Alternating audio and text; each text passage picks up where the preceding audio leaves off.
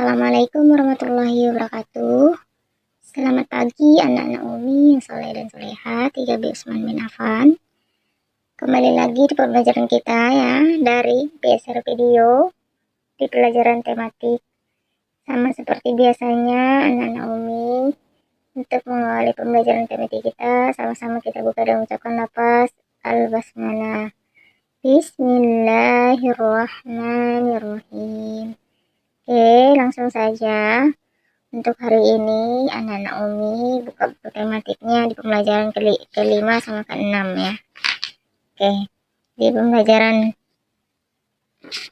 kelima itu sama seperti yang pembelajaran keenam terkait denah dan juga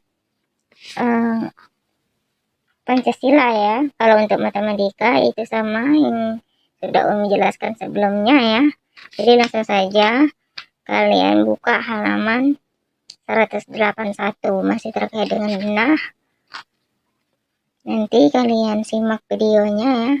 Kalau siapa tahu ada yang belum paham bagaimana cara membaca denah dan apa itu denah, simak materinya. Kemudian ada juga yang Umi sampaikan di materi ini, ada butir-butir Pancasila. Jadi silakan disimak saja. Nah, untuk kolom-kolom yang rumpang ya, harus diisi itu tidak usah ya, karena kita harus mengejar materi, harus selesai. Langsung saja kalian setelah menyimak video ini, kalian juga langsung buka halaman 188 untuk mengerjakan uji kompetensi 4-nya. Nah, itu saja pembelajaran hari ini ya. Silakan simak dulu materinya, kemudian setelah menyimak materi, kerjakan uji kompetensi 4. Oke, simak videonya ya. Itu apa sih? Menurut Kamus Besar Bahasa Indonesia, denah adalah gambar yang menunjukkan letak kota, jalan, dan sebagainya. Denah dibuat bertujuan untuk memberikan gambaran atau informasi mengenai tata letak suatu tempat.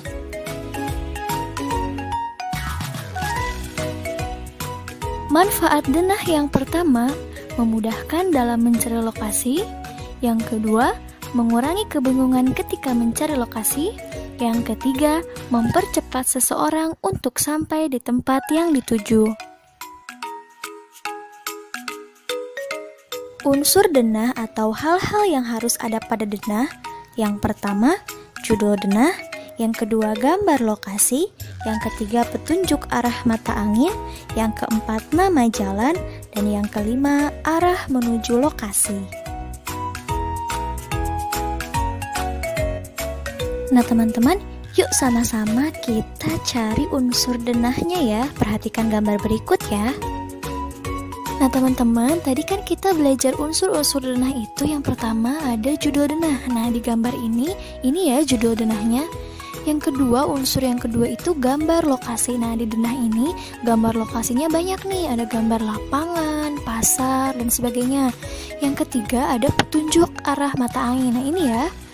Yang keempat, unsurnya itu nama jalan. Nah di denah ini ada nama Jalan Merdeka, Jalan Kusuma, udah ada ya. Dan yang terakhir itu ada arah menuju lokasi. Nah ini ya arahnya, berarti unsur di denah ini sudah lengkap. Nah teman-teman, untuk membaca denah kita harus sudah paham cara membaca petunjuk arah mata angin. Arahnya ke bawah itu namanya selatan. Yang arahnya ke sebelah kiri itu namanya barat.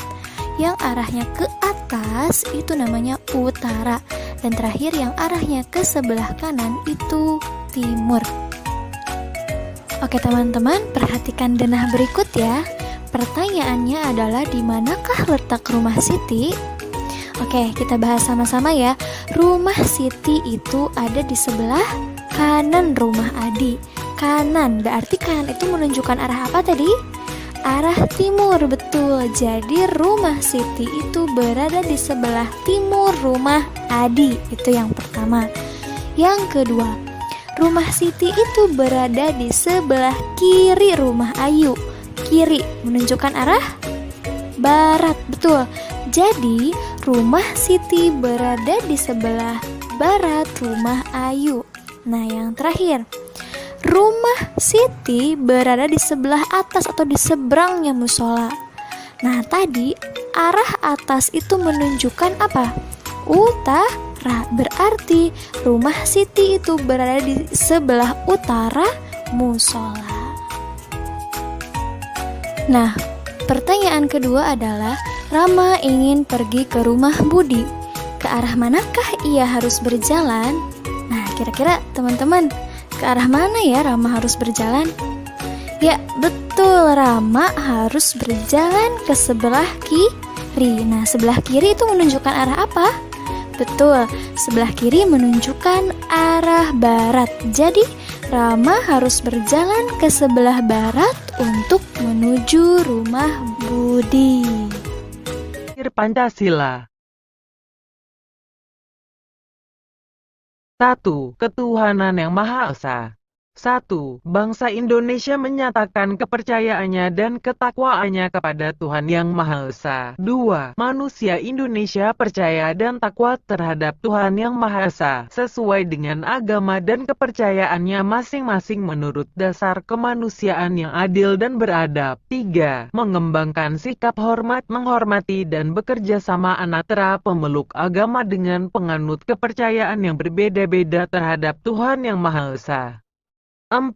Membina kerukunan hidup di antara sesama umat beragama dan kepercayaan terhadap Tuhan Yang Maha Esa. 5. Agama dan kepercayaan terhadap Tuhan Yang Maha Esa adalah masalah yang menyangkut hubungan pribadi manusia dengan Tuhan Yang Maha Esa. 6. Mengembangkan sikap saling menghormati kebebasan menjalankan ibadah sesuai dengan agama dan kepercayaannya masing-masing. 7. Tidak memaksakan suatu agama dan kepercayaan terhadap Tuhan Yang Maha Esa kepada orang lain.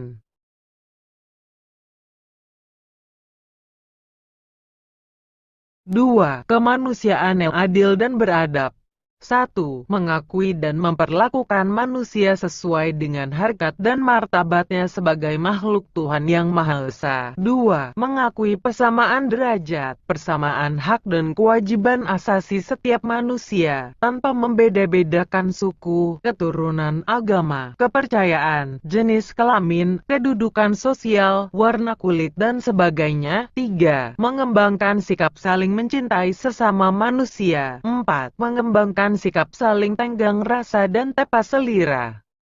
5. Mengembangkan sikap tidak semena-mena terhadap orang lain. 6. Menjunjung tinggi nilai-nilai kemanusiaan. 7. Gemar melakukan kegiatan kemanusiaan. 8. Berani membela kebenaran dan keadilan. 9. Bangsa Indonesia merasa dirinya sebagai bagian dari seluruh umat manusia. 10. Mengembangkan sikap hormat menghormati dan bekerja sama dengan bangsa lain.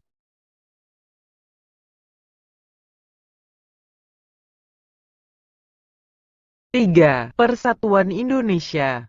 1. Mampu menempatkan persatuan, kesatuan, serta kepentingan dan keselamatan bangsa dan negara sebagai kepentingan bersama di atas kepentingan pribadi dan golongan. 2. Sanggup dan rela berkorban untuk kepentingan negara dan bangsa apabila diperlukan. 3. Mengembangkan rasa cinta kepada tanah air dan bangsa.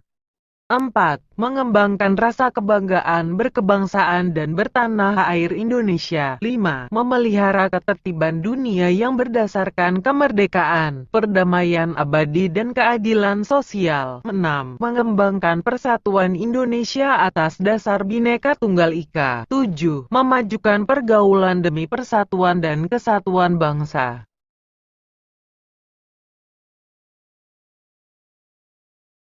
Empat, kerakyatan yang dipimpin oleh hikmah kebijaksanaan dalam permusyawaratan, perwakilan. 1. Sebagai warga negara dan warga masyarakat, setiap manusia Indonesia mempunyai kedudukan, hak dan kewajiban yang sama. 2. Tidak boleh memaksakan kehendak kepada orang lain. 3. Mengutamakan musyawarah dalam mengambil keputusan untuk kepentingan bersama. 4. Musyawarah untuk mencapai mufakat diliputi oleh semangat kekeluargaan. 5. Menghormati dan menjunjung tinggi setiap keputusan yang dicapai sebagai hasil musyawarah. 6. Dengan itikat baik dan rasa tanggung jawab menerima dan melaksanakan hasil keputusan musyawarah. 7. Di dalam musyawarah diutamakan kepentingan bersama di atas kepentingan pribadi dan golongan. 8. Musyawarah dilakukan dengan akal sehat dan sesuai dengan hati nurani yang luhur. 9. Keputusan yang diambil harus dapat dipertanggungjawabkan secara moral kepada Tuhan Yang Maha Esa, menjunjung tinggi harkat dan martabat manusia, nilai-nilai kebenaran dan keadilan, mengutamakan persatuan dan kesatuan demi kepentingan bersama. 10. Memberikan kepercayaan kepada wakil-wakil yang dipercayai untuk melaksanakan pemusyawaratan.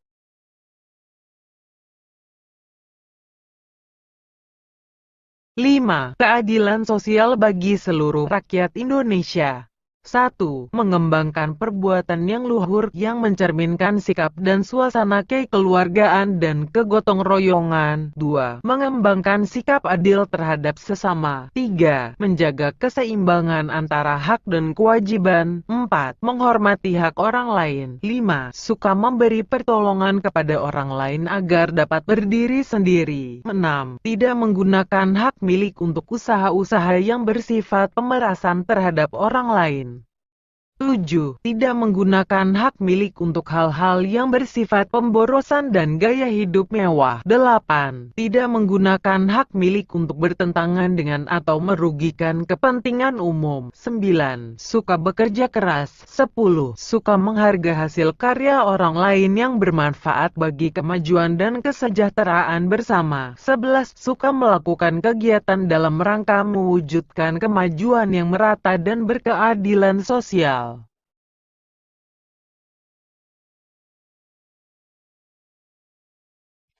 Oke, itu saja materi pembelajaran hari ini. Denah dan apa saja butir-butir Pancasila.